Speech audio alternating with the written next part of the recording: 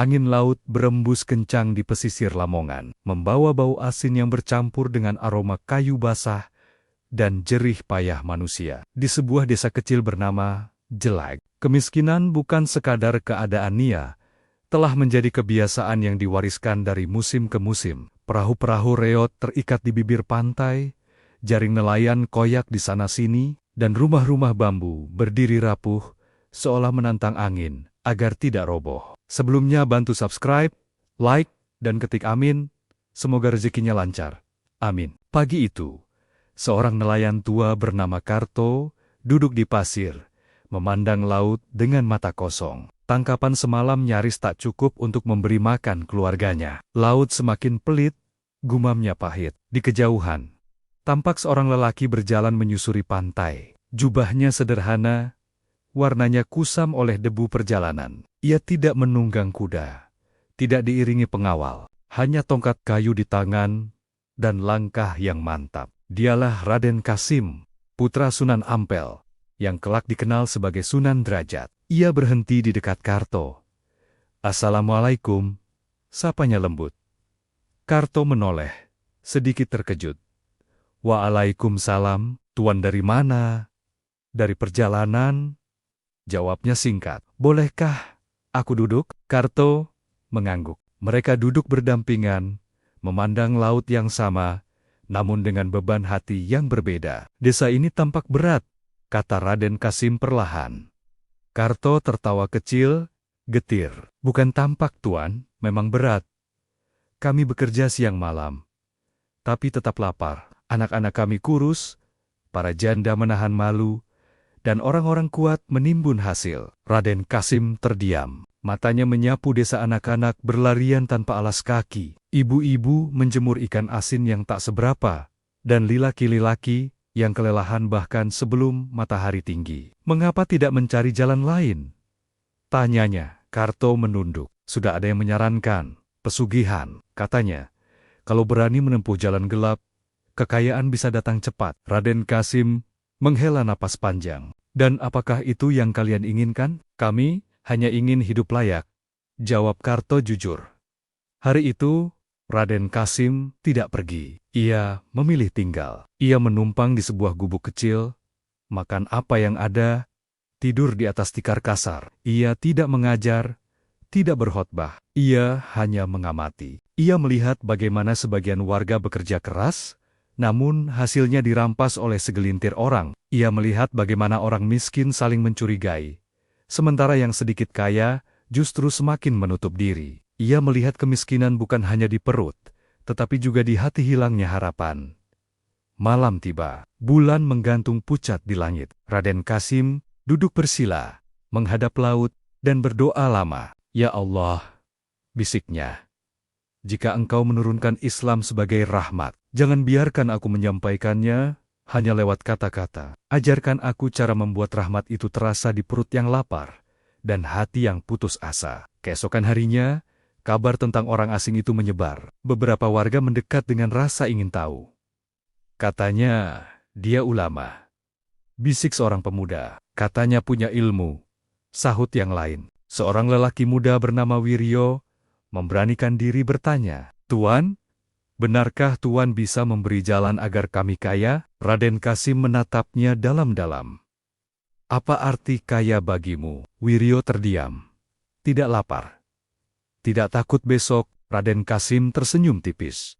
"Kalau begitu, dengarkan aku, tapi ingat aku tidak membawa pesugihan." Beberapa orang saling pandang, kecewa. "Aku membawa sesuatu yang lebih berat," lanjutnya. "Tanggung jawab." Ia mulai mengumpulkan warga, bukan di pendapa besar, tetapi di tanah lapang. Ia meminta mereka duduk sejajar tanpa memandang kaya atau miskin. "Selama ini," katanya tenang, "kalian mengira kekayaan datang dari menumpuk. Padahal, yang membuat desa ini miskin bukan kurangnya rezeki, tetapi putusnya tali di antara kalian." "Omong kosong," seru seseorang. "Kami butuh emas, bukan nasihat." Raden Kasim tidak marah. "Baik," katanya pelan. "Kalau begitu, mari kita lihat siapa di desa ini yang paling lapar. Dialah yang pertama kita kenyangkan." Ucapan itu membuat semua terdiam. Hari itu menjadi awal Sesuatu yang tidak disangka siapapun, tidak ada mantra, tidak ada ritual gelap, hanya langkah kecil yang mengusik kebiasaan lama. Dan tanpa mereka sadari, di desa miskin itulah sebuah rahasia besar sedang ditanam ilmu kaya yang kelak mengubah martabat manusia, bukan sekadar harta. Kabar tentang lelaki berjubah sederhana itu menyebar lebih cepat daripada angin laut. Dalam hitungan hari, nama Sunan Derajat meski belum semua tahu siapa dirinya, mulai dibicarakan dari warung ke warung, dari perahu ke perahu. Katanya, dia ulama. Katanya, anak Sunan besar. Katanya, punya ilmu kaya. Bisik-bisik itu mengundang dua jenis manusia. Mereka yang berharap dan mereka yang mencurigai. Suatu sore, saat matahari mulai condong ke barat, sekelompok pemuda mendatangi Sunan Derajat yang sedang membantu warga menjemur ikan. Mereka berdiri agak jauh, ragu, seolah takut harapan mereka salah alamat. Seorang pemuda berambut ikal melangkah maju. Namanya Wiryo. Kiai, katanya hati-hati. Kami dengar Tuan punya ilmu, benarkah bisa membuat orang kaya? Sunan Derajat menghentikan pekerjaannya. Ia menatap mereka satu persatu. Lalu tersenyum kecil, senyum yang lebih banyak bertanya daripada menjawab. Apa yang kau maksud dengan kaya? Tanyanya lembut. Para pemuda saling pandang, lalu menjawab hampir bersamaan. Emas, sawah luas, rumah besar, kiai. Sunan Derajat mengangguk pelan, seolah memahami. Namun kemudian, ia menggeleng. Jika itu yang kalian cari, katanya tenang. Aku bukan orangnya. Wajah-wajah di hadapannya langsung berubah. Ada yang kecewa, ada yang tertawa kecil. Tapi, lanjutnya sambil duduk di atas batu karang. Jika kalian ingin desa ini cukup, adil, dan tidak ada yang kelaparan, duduklah. Kita bicara. Rasa penasaran mengalahkan kekecewaan. Para pemuda duduk melingkar. Kalian tahu, ujar Sunan Derajat, mengapa desa ini miskin? Karena laut pelit, jawab seseorang. Karena nasib buruk, sahut yang lain. Sunan Derajat tersenyum tipis. Bukan. Desa ini miskin karena yang kuat mengambil terlalu banyak, dan yang lemah terlalu sering diam. Ucapan itu membuat suasana menegang. Lalu apa ilmu kiai? Tanya Wiryo. Ilmu yang tidak instan, jawabnya. Ilmu yang berat, tapi jika dijalani, ia akan mengubah derajat manusia. Hari-hari berikutnya, Sunan Derajat mulai mengajarkan sesuatu yang terasa asing. Ia tidak membuka padepokan, tidak menjual jimat, tidak melakukan ritual misterius. Ia justru mengajak warga menghitung. Berapa hasil laut hari ini? Siapa yang paling membutuhkan? Siapa yang masih punya cadangan? Ia meminta agar sebagian hasil disisihkan untuk mereka yang paling lemah. Janda, yatim, orang sakit. Ia meminta agar pekerjaan dilakukan bersama, bukan sendiri-sendiri. Ini bukan sedekah sesaat, katanya. Ini sistem hidup. Suatu hari, seorang lelaki parubaya menyela dengan nada sinis. Kiai, semua ini bagus di kata-kata, tapi mana mungkin berbagi membuat kami kaya? Sunan Derajat menatapnya tenang. Apakah kau tahu mengapa air laut tidak pernah habis? Karena banyak, jawab orang itu. Karena ia terus bergerak, balas Sunan Derajat. Harta yang diam akan busuk, rezeki yang mengalir akan bertambah. Ia kemudian menyebutkan 4 prinsip yang ia ajarkan yang kelak dikenal sebagai catur piwulang. Pertama, katanya sambil mengangkat satu jari, berilah makan orang yang lapar. Bukan sisa, tambahnya, tapi bagian. Kedua, berilah pakaian orang yang telanjang jaga martabatnya. Ketiga, tolonglah orang yang kesusahan, bukan karena kau berlebih, tapi karena kau peduli. Keempat, tuntunlah orang yang tersesat, karena ilmu yang tidak dibagikan akan mati. Ini bukan pesugihan, tegasnya. Ini jalan hidup. Sebagian warga mengangguk. Sebagian lain mencibir. Kalau semua dibagi, kata seorang pemuda sinis, kapan kami jadi kaya? Sunan Derajat tersenyum. Kali ini lebih dalam. Kaya bukan tentang menumpuk, katanya. Kaya adalah ketika kau tidur tanpa takut besok, dan bangun dengan kemampuan memberi. Perubahan belum terasa besar, tapi sesuatu mulai bergerak. Orang-orang mulai saling memperhatikan. Yang lapar mulai didahulukan. Yang biasa menimbun mulai gelisah. Dan di sanalah kesalahpahaman itu muncul. Sebagian orang mulai berbisik, ilmu kiai itu aneh. Katanya ilmu kaya, tapi tidak ada emas. Mereka tidak tahu, emas itu sedang ditanam. Bukan di tanah melainkan di hati dan kebiasaan manusia. Dan seperti semua perubahan besar, sebelum berbuah, ia akan diuji. Perubahan tidak datang seperti gelombang besar yang langsung menghantam pantai. Ia datang perlahan, namun pasti. Di desa Jelak, lumbung-lumbung kecil mulai berdiri. Bukan milik satu orang, melainkan milik bersama. Hasil laut, dicatat, dibagi dengan lebih adil. Tidak semua sama rata. Tetapi semua cukup. Anak-anak mulai makan 2 kali sehari. Para janda tidak lagi menunduk saat lewat di jalan. Bahkan senyum, yang dulu terasa mahal, mulai muncul di wajah-wajah lelah. Namun, tidak semua perubahan disambut gembira. Di sebuah rumah kayu besar, beberapa tokoh lama berkumpul. Mereka adalah orang-orang yang selama ini menimbun hasil, menguasai perahu, dan menentukan harga. Ajaran orang itu berbahaya, kata seorang pemuka desa dengan suara tertahan amarah. Jika semua dibagi, kita kehilangan kuasa. Yang lain mengangguk. Ia menyebutnya keadilan, tapi bagiku itu ancaman. Malam itu, keputusan dibuat bukan untuk berdialog, melainkan untuk melawan. Keesokan harinya, bisik-bisik berubah menjadi tuduhan. Sunan Derajat dituduh menghasut rakyat, memecah adat, bahkan disebut membawa ajaran sesat yang bertentangan dengan leluhur. Katanya mau menolong, tapi justru membuat orang berani melawan. Ujar seseorang di pasar. Ilmu kaya tanpa emas, itu tipu daya. Kata yang lain, fitnah menyebar lebih cepat daripada kebenaran. Suatu malam, saat hujan turun deras, dan angin laut meraung, sekelompok orang mendatangi gubuk Sunan Derajat. Tanpa kata, mereka merusak dinding bambu, melemparkan kayu, dan pergi meninggalkan kekacauan. Pagi harinya, warga berkumpul. Gubuk itu porak-poranda. Sunan Derajat berdiri di tengahnya, memungut serpihan kayu dengan tenang. Seorang ibu tua jatuh berlutut di hadapannya. Air matanya mengalir deras. Kiai, kami takut, katanya terisak. Jika mereka berani berbuat seperti ini pada Tuan, apa yang akan mereka lakukan pada kami? Sunan Derajat menghentikan pekerjaannya. Ia mengangkat ibu itu perlahan.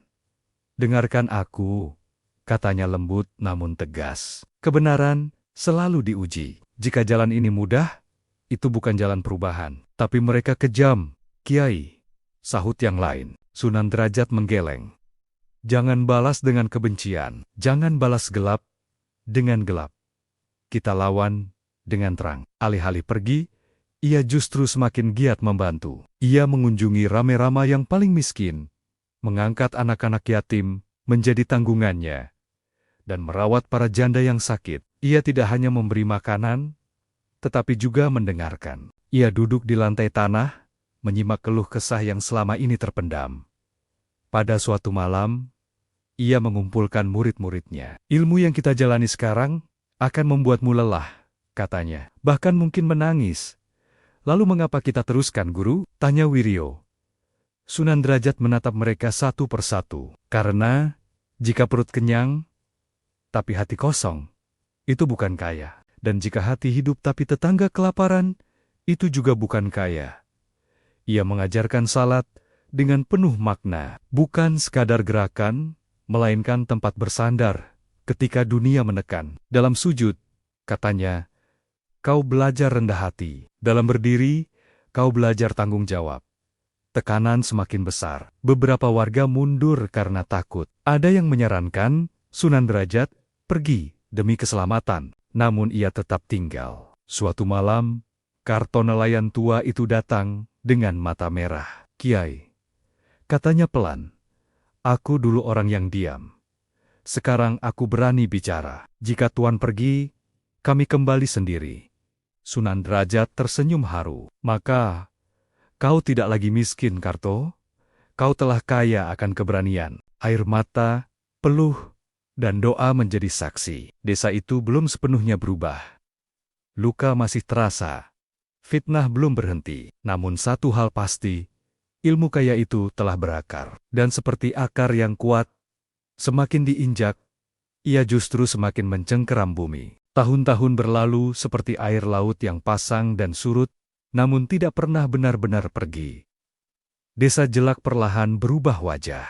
Perubahan itu tidak datang dalam bentuk istana atau peti-peti emas. Tidak ada cerita tentang warga yang mendadak menjadi saudagar besar. Namun satu hal pasti, tidak ada lagi yang kelaparan. Di pagi hari, anak-anak berjalan menuju langgar kecil. Dengan papan kayu di tangan, mereka belajar mengaji sebelum membantu orang tua. Tawa mereka terdengar lebih sering. Tidak lagi tercekik oleh lapar. Para ibu menanak nasi, tanpa harus menghitung butir demi butir. Para lelaki melaut dan bekerja di ladang, dengan perasaan yang berbeda bukan lagi sekadar bertahan hidup, tetapi menjaga amanah bersama.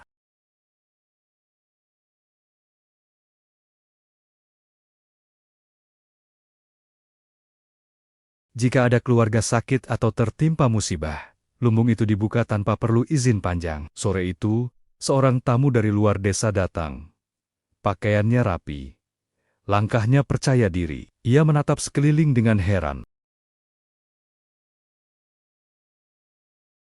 Desa ini tidak tampak kaya, tapi juga tidak tampak miskin. Apa rahasianya? Pesugihan apa yang kalian pakai? Karto berhenti bekerja. Ia tersenyum. Senyum yang lahir dari pengalaman panjang. Kami tidak memakai pesugihan, jawabnya. Kami hanya diajari menjadi manusia. Tamu itu mengernyit. Maksudmu? Kami diajari melihat tetangga sebelum melihat diri sendiri. Diajar berbagi sebelum menuntut. Diajar bekerja sebelum meminta.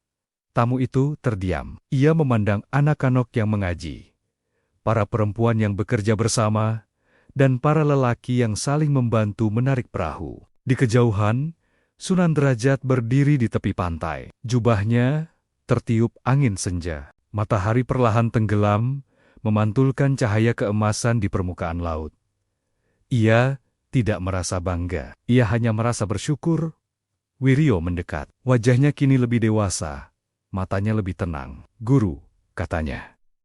Mengapa orang-orang mulai memanggilmu Sunan Derajat? Sunan Derajat tersenyum kecil, karena mereka melihat perubahan.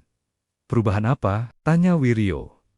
Perubahan derajat manusia, jawabnya pelan. Dari yang hanya memikirkan diri sendiri, menjadi yang memikirkan sesama. Wiryo mengangguk. Jadi, derajat itu bukan tentang harta. Sunan Derajat memandang laut. Derajat manusia bukan di hartanya, katanya, tapi di manfaatnya. Di desa itu, salat bukan lagi sekadar kewajiban pribadi. Ia menjadi denyut kehidupan. Setelah subuh, warga membagi tugas. Setelah maghrib, mereka berkumpul untuk belajar dan bermusyawarah. Masalah diselesaikan dengan duduk bersama, bukan dengan amarah. Beberapa tokoh lama yang dulu menentang, kini datang dengan kepala tertunduk. Tidak semua berubah seketika. Ada yang butuh waktu, ada yang butuh luka. Namun satu persatu, mereka melihat hasilnya. Ilmu kiai tidak membuat kami kehilangan, kata seorang dari mereka. Justru membuat kami tidak lagi takut. Sunan Derajat hanya menjawab, karena kalian tidak lagi sendirian. Suatu malam, saat angin berembus lembut, ia berbicara kepada murid-muridnya. Ingat, katanya, jika suatu hari kalian kaya harta, tapi lupa pada yang lemah, maka kalian telah kembali miskin. Murid-murid itu menunduk, menyimpan kata-kata itu dalam hati. Desa Jelak kini dikenal bukan sebagai desa pesugihan, melainkan desa gotong royong. Orang-orang datang bukan untuk mencari ilmu instan, tetapi untuk belajar cara hidup. Namun Sunan Derajat tahu, tugasnya belum selesai. Yang ia bangun bukanlah kejayaan sesaat, melainkan warisan nilai. Dan warisan itu hanya akan hidup jika terus dijaga, bahkan setelah ia tiada. Hari itu, langit desa Jelak terasa lebih berat dari biasanya. Angin laut berembus pelan, seolah enggan membawa kabar duka. Sunan Derajat telah wafat. Tidak ada dentang lonceng, tidak ada kemegahan, namun tangis tertahan terdengar di setiap sudut desa. Para nelayan berhenti melaut, anak-anak duduk terdiam di serambi langgar. Para ibu menutup wajah dengan selendang. Desa yang dahulu keras oleh lapar, kini basah oleh air mata. Jenazah Sunan Derajat dimakamkan dengan sederhana. Tidak ada harta yang ditinggalkan, tidak ada bangunan megah atas namanya. Namun, ketika tanah terakhir menutup liang lahat, semua yang hadir tahu yang terkubur hanyalah jasad, bukan ajaran. Hari-hari berlalu, kesedihan perlahan berubah menjadi tekad. Warga desa kembali bekerja, namun dengan kesadaran baru, menjaga apa yang telah ditanam. Lumbung desa tetap dibuka untuk yang membutuhkan. Anak yatim tetap diasuh. Bersama, janda tetap dilindungi.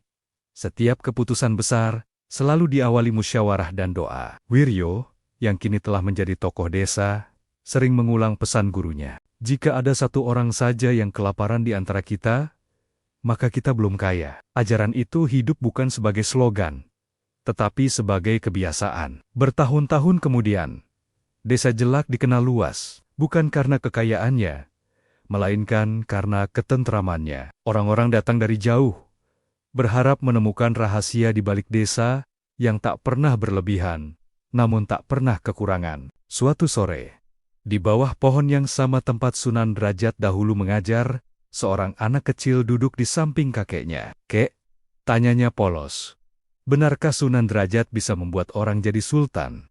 Sang kakek tersenyum. Keriput di wajahnya adalah peta dari kehidupan panjang yang pernah ia jalani dalam kekurangan. "Ia tidak membuat kami punya mahkota," jawabnya lembut. "Ia membuat kami punya martabat."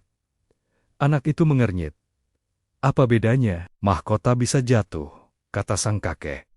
"Martabat dijaga, mahkota bisa direbut.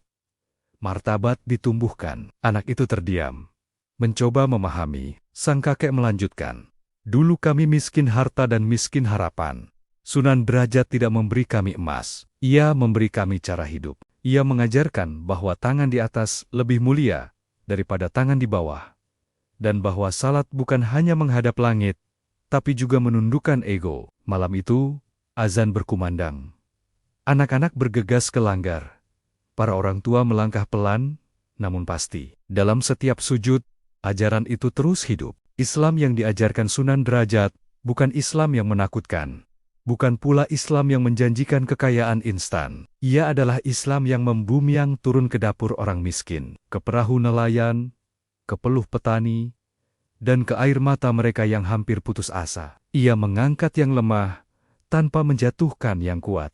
Ia mengajarkan bahwa kaya sejati adalah ketika seseorang cukup untuk dirinya dan mampu memberi untuk sesamanya. Dan di sanalah rahasianya. Bukan pesugihan, bukan mantra, bukan jalan gelap, melainkan iman yang melahirkan kepedulian, salat yang menumbuhkan tanggung jawab, dan harta yang mengalir sebagai amanah. Desa Jelak tidak melahirkan sultan dengan singgasana, namun ia melahirkan manusia-manusia yang berdiri tegak dengan martabat. Dan selama ajaran itu dijaga, selama ada tangan yang mau memberi dan hati yang mau peduli, ilmu kaya sejati itu tidak akan pernah mati. Sampai jumpa di kisah berikutnya, dan tonton video lainnya hanya di Jejak-Jejak Islam. Terima kasih.